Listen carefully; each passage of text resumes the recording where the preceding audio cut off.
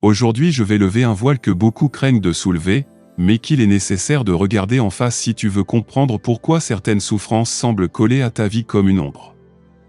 Ce sujet, c'est celui des dettes spirituelles laissées par nos ancêtres. Je vais te l'expliquer sans détour, avec des exemples, avec des images, pour que tu puisses voir clair et comprendre que rien de ce que tu vis n'est dû au hasard. Regarde ta vie. Peut-être as-tu déjà eu l'impression que malgré tous tes efforts, certaines choses échouent encore et encore. Tu travailles dur, mais ton argent se volatilise. Tu rencontres des partenaires, mais tes relations se brisent toujours au même point. Tu tombes malade sans raison claire, ou tes projets sont sabotés à la dernière minute. Tu crois que c'est toi le problème, mais parfois, la racine est bien plus ancienne. Ce sont des dettes laissées par ceux qui t'ont précédé. Comprends une chose, nous ne sommes pas isolés. Nous sommes le fruit d'une lignée. Dans ton sang, dans ton aura, dans ton souffle même, tu portes une mémoire qui ne vient pas seulement de toi. Elle vient de tes parents, de tes grands-parents, de tes arrière-grands-parents, et de toute la chaîne avant toi. Chaque génération dépose dans le courant de vie ses bénédictions, mais aussi ses fautes, ses pactes, ses dettes spirituelles. Si elles ne sont pas réglées, elles descendent comme une rivière sombre qui traverse les générations. Nos ancêtres avaient des pratiques, des pactes, des alliances. Certains ont fait des promesses à des esprits pour obtenir richesse, pouvoir, fertilité. Ils ont peut-être sacrifié un animal, ou parfois pire, ils ont offert une partie de leur propre lignée en échange de faveurs. Et même si eux ne sont plus là, l'esprit qui a reçu le pacte n'oublie pas. Il réclame. Et s'il ne trouve pas celui qui a signé, il se tourne vers les descendants. Voilà pourquoi certaines familles portent une malédiction répétée. Je vais te donner un exemple simple. Dans une famille, chaque homme qui atteint l'âge de 40 ans tombe gravement malade ou meurt subitement. Dans une autre, aucune femme n'arrive à garder son mari, tous finissent par fuir ou mourir jeunes. Dans une autre encore, chaque fois qu'une entreprise démarre, elle s'écroule avant même de donner des fruits. Est-ce un hasard? Non. Ce sont des dettes spirituelles en action. Les ancêtres ont laissé des comptes à payer, et les enfants héritent de la facture. Ce poids se manifeste de différentes manières. Parfois c'est une malchance continue, comme une force qui ferme les portes desquelles s'ouvrent. Parfois ce sont des maladies héréditaires qui, au-delà de la biologie, sont aussi des marques spirituelles. Parfois ce sont des schémas émotionnels, colère, violence, dépendance. Tu crois que ce sont tes traits de caractère, mais en vérité ce sont des échos d'ancêtres qui n'ont jamais été libérés. Il est important de préciser que tout n'est pas que négatif. De la même façon qu'on hérite de dettes, on hérite aussi de bénédictions. Certaines familles portent un don spirituel, une force de guérison, une chance dans les affaires, une facilité pour l'art ou la parole. Ce sont des héritages lumineux. Mais trop souvent, les dettes prennent le dessus, car personne ne les voit ni ne les assume. Alors, comment reconnaître si ce que tu vis vient d'une dette ancestrale? Observe ta vie avec honnêteté. Si tu remarques des répétitions étranges dans ta famille, les mêmes accidents, les mêmes maladies, les mêmes échecs qui se reproduisent de génération en génération, alors il y a une dette. Si tu te bats sans cesse et que tout s'effondre sans raison logique, il y a une dette. Si, malgré ton intelligence, tes efforts, tes prières, tu n'arrives pas à avancer, il y a une dette. Beaucoup de traditions parlent de cela. Dans les textes anciens, on dit que les fautes des pères retombent sur les enfants jusqu'à la 3e et la 4e génération. Ce n'est pas une punition arbitraire de Dieu, c'est une loi spirituelle, l'énergie doit toujours être équilibrée. Ce qui est ouvert doit être fermé, ce qui est promis doit être accompli. Si ce n'est pas fait par celui qui a signé, c'est la descendance qui porte la charge. Mais il y a une bonne nouvelle, ces dettes ne sont pas éternelles. Elles peuvent être reconnues, réparées, transformées.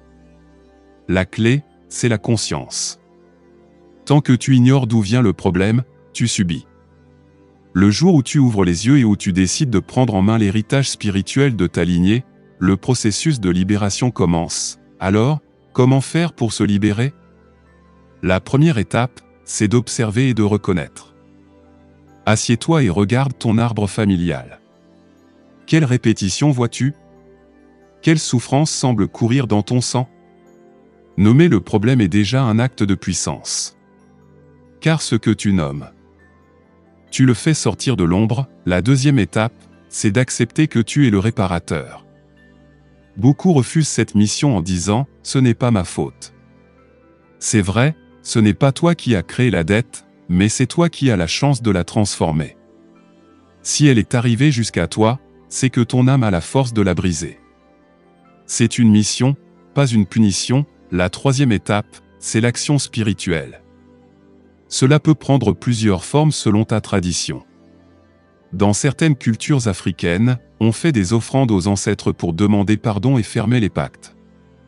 Dans d'autres, on prie avec ferveur pour couper les liens invisibles. Certains jeûnent. D'autres font des rituels de purification avec l'eau, le feu, la terre et l'air.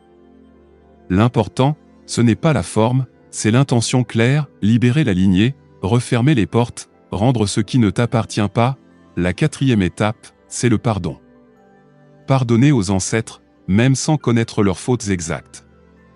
Pardonner aux parents qui ont reproduit sans le savoir ces schémas. Pardonner à soi-même d'avoir porté cette charge.